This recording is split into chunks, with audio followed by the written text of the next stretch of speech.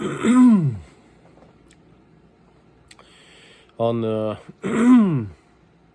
Minneapolis shooting in Minnesota.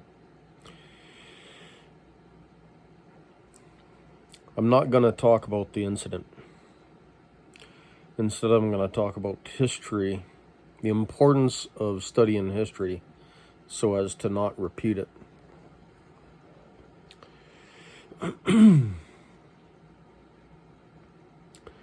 A lot of people talk about the Magna Carta.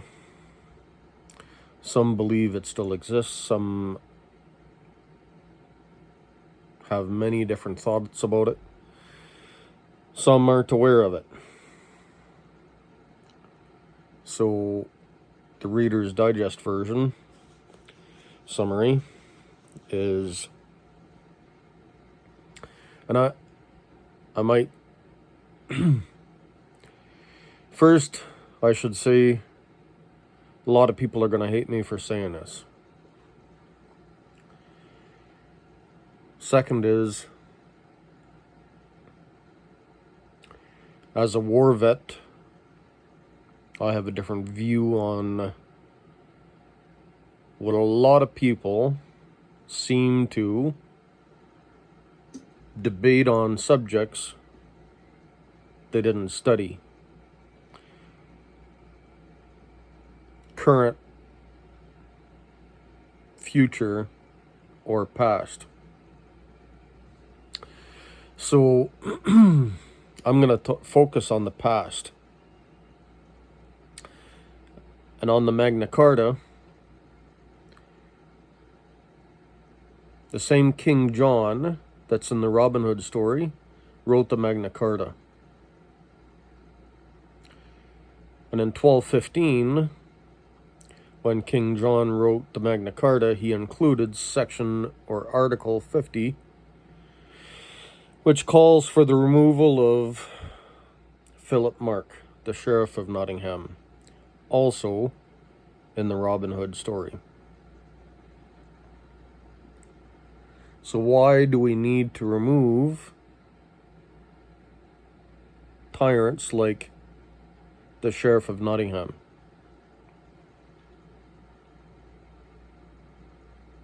Notice I said tyrant. Focus or emphasis on tyrant.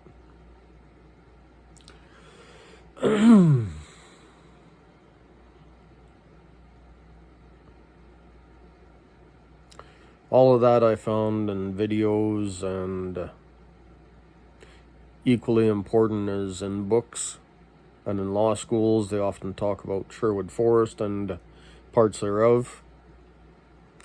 So,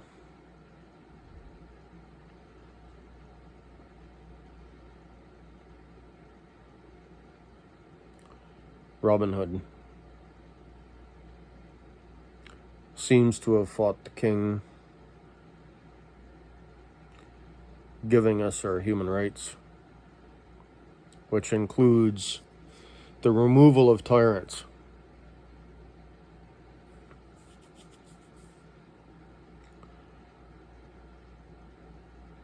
Fighting the king seems to be, our government, big government, seems to be important then and today.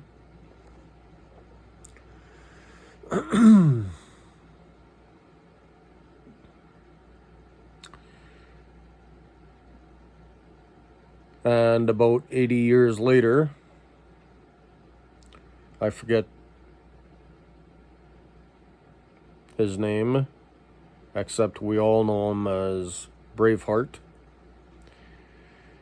fought King John's predecessor, or is that, I probably got that wrong, you know what I mean? Correct me down below in the comments. So, you might remember some of the nobles, Scottish elites, argued over which laws mattered. Well, after Braveheart passed, died in battle or parts thereof, consequences of, fighting continued, and that's about, as a result of Braveheart's actions, seems to be when the Magna Carta had been amended several times, if I remember correctly. But it seems it was finally upheld, amended and upheld, or amended again and upheld, at least in part, after Robin Hood's actions, Braveheart. Then, after that, many years after that, British Civil War through the 1600s had Humpty Dumpty, another and different oral history of the British United Kingdom's natives, because if you read history, you'll see that the Welsh natives are referred to as natives. So are the Scots. So the native oral history of the United Kingdom includes the story of Humpty Dumpty.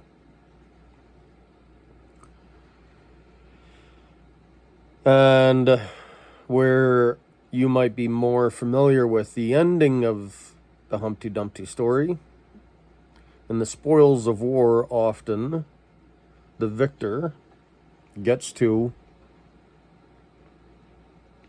claim or reclaim the spoils of war, using and doing with what the victor wants with the spoils of war. In this case, they couldn't put Humpty Dumpty together again. The part you may be familiar with, the ending of that story. The story starts where the people's biggest artillery gun, Humpty Dumpty, used to defend the people of the castle of Gloucester. Gloucester had castle walls to protect the people from the tyrant king. So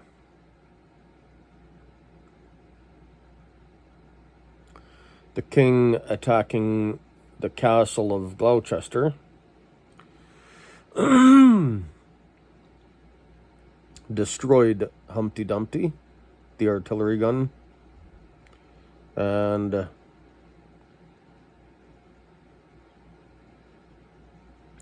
they couldn't put all the king's men couldn't put Humpty Dumpty together again.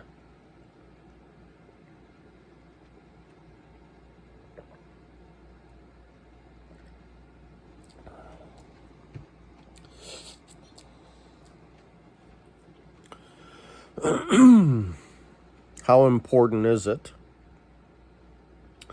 to consider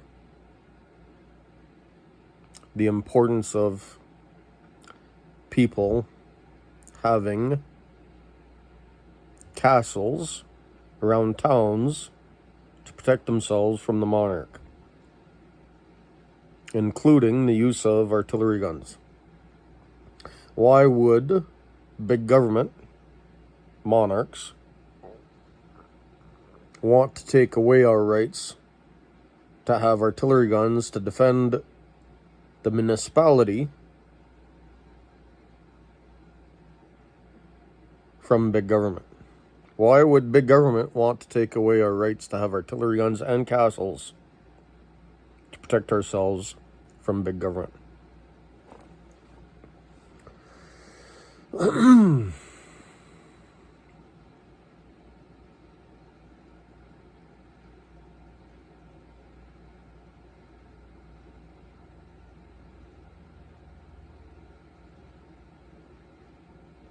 Seems important for us to have our rights to defend ourselves, to be able to feed our families and defend our families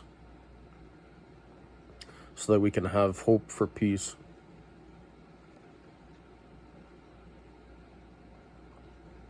And so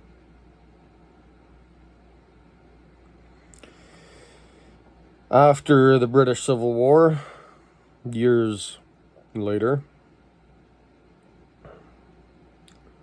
about 1835 thereafter, Queen Victoria took power. Queen Victoria sent her artillery guns to Saint-Eustache, Quebec, just outside of Montreal, today a suburb of Montreal.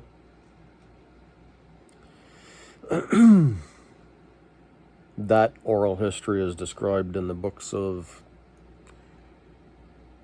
I think, I don't remember exactly, I think the book is titled, I don't remember I have it in my phone, I looked at it, and the title's French. I think it's, yeah, okay, I remember now. In French, Le Canon Tonne à Saint-Eustache. In English, my English translation is the guns thunder at Saint-Eustache. So, near the beginning of the Prairie War, or the Northwest War, considering that Ontario for a long time was considered part of the West, or North, or parts thereof, and so was parts of Montreal, and Quebec was at one time, not long before, was considered English Canada. And the fort in Quebec City was actually built by the British, and there was a battle in French called Le Plaine d'Abraham. I don't know how that translates to English. So at Le Plaine d'Abraham, there was a battle there which retook the British-English fort in Quebec City. So anyway,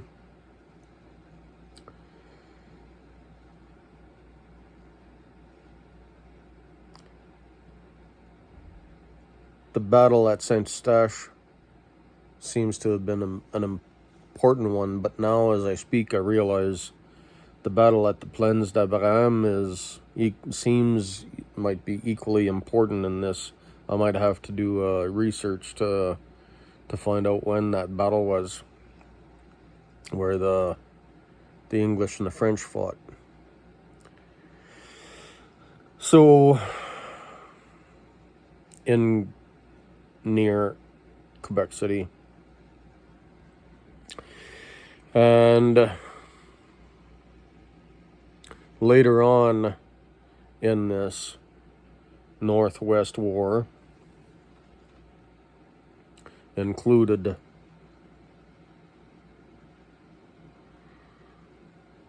near the end, about 1895, 97 through, there was I think tensions rose in the late 1880s, if memory serves. So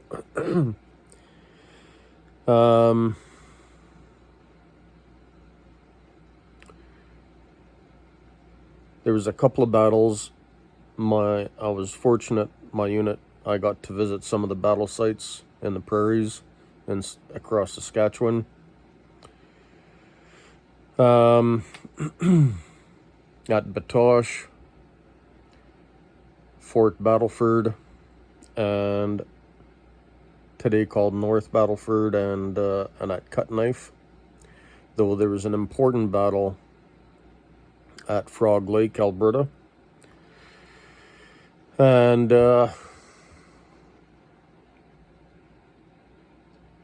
many people say that, what's his name now? I think it was not McLeod, it was, I forget his name. There was an important RCMP figure, though. He was a trained artilleryman, an artillery officer. Held the fort near the BC-US border, and he was recruited to lead the mission into Frog Lake, Alberta. Came from his post to, I just gave the name a minute ago.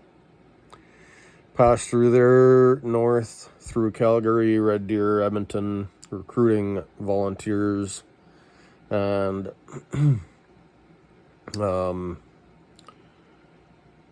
went to Frog Lake, Alberta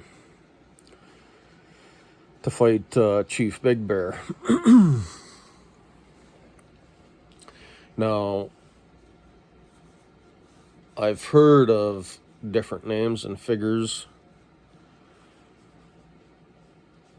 in different places, different times, and one of my favorites is at the Canadian War Museum in Ottawa.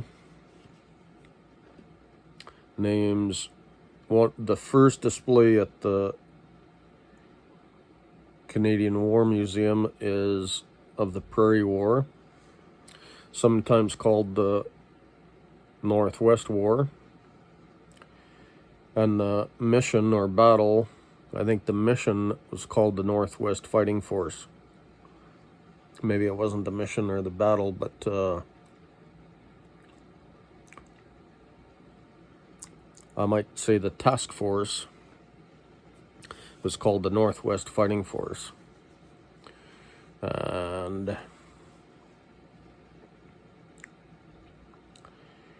so it's got the museum, the Canadian War Museum, has, in its display, it has a quote by Chief Big Bear, which says, "We should not fight the Queen with guns, we should fight her with her own laws."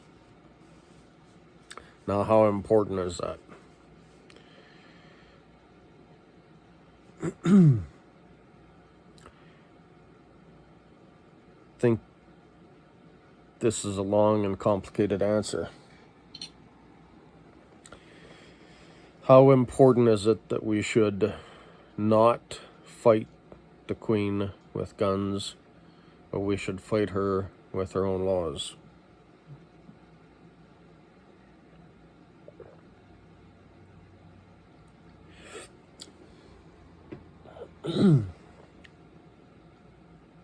So, at a time when the British monarchy took control of half the world, when the sun never set on the British monarchy, was something often called gunboat diplomacy. Means, give us or else we'll turn our ships broadside. Chief Big Bear, his friends and family, look it up on Google, it's common information. There was 9 artillery guns through the Northwest War, 2 Gatling guns, almost a few soldiers short of having 8,000 soldiers and 500 police officers in the Northwest War. I won't go into the length and detailed explanation. I'll try to keep this brief and say,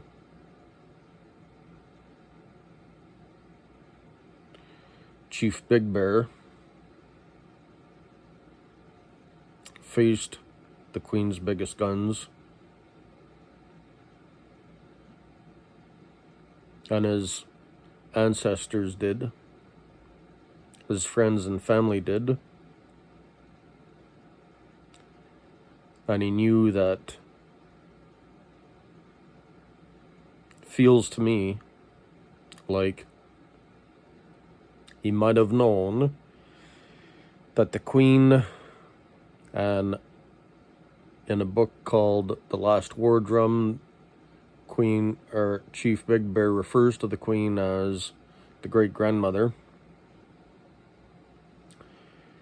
Queen Victoria. Feels he might have known that the Queen would keep sending more and bigger guns. That the only way, when he probably might not have known that the Queen controlled half the world, that the sun never set on the monarch, that the best way to fight the Queen was with her own laws.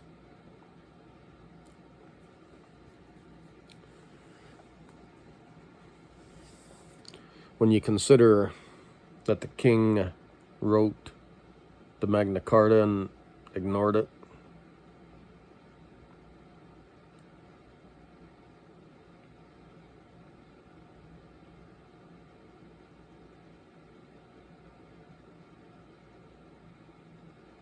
feels though it took many years, hundreds of years, many battles,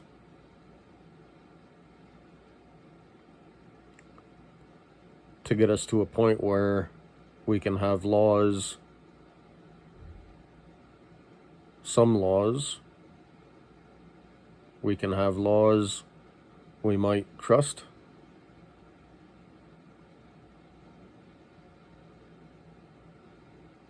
I think all of those details might be combined for the future.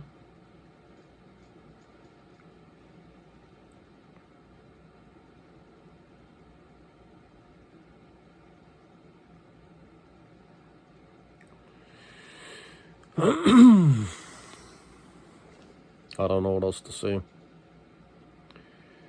But I think it might be important to consider different communication skills, better communication skills. I like to study Chris Voss, though there are many like him, working to improve communication.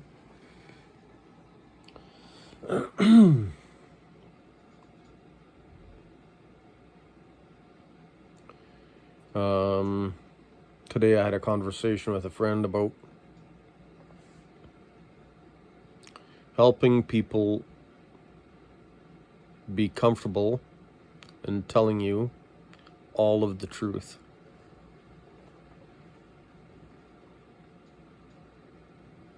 Because 80% of the time, I don't know, that's not quite right.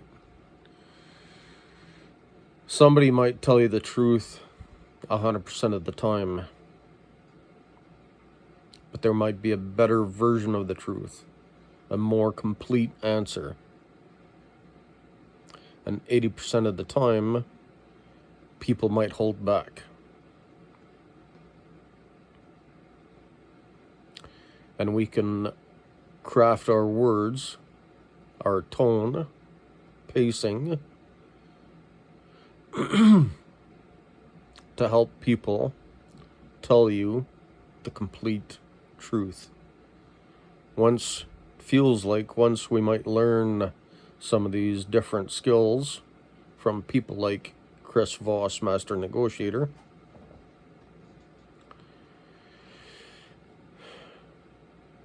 we might have a better chance at peace.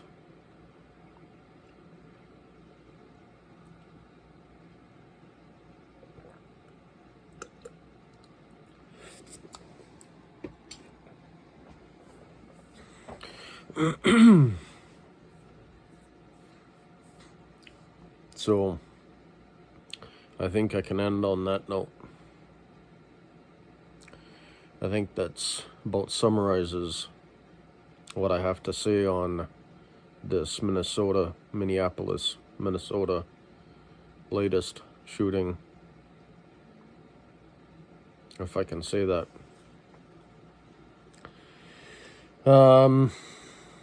Yeah.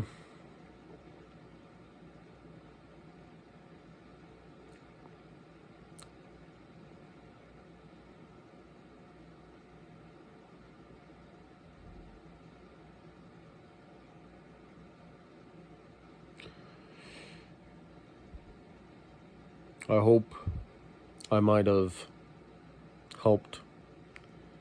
I think feels like my analogy might have helped some people understand the latest ice incidents from my poor attempt at an analogy. My best attempt at a poor analogy. That might be a bit better way to say it. My best attempt at a poor analogy. My best attempt at a poor analogy might help some think differently. So, let's end the video on that. Thanks for your time. I appreciate your time. Like, comment below, subscribe.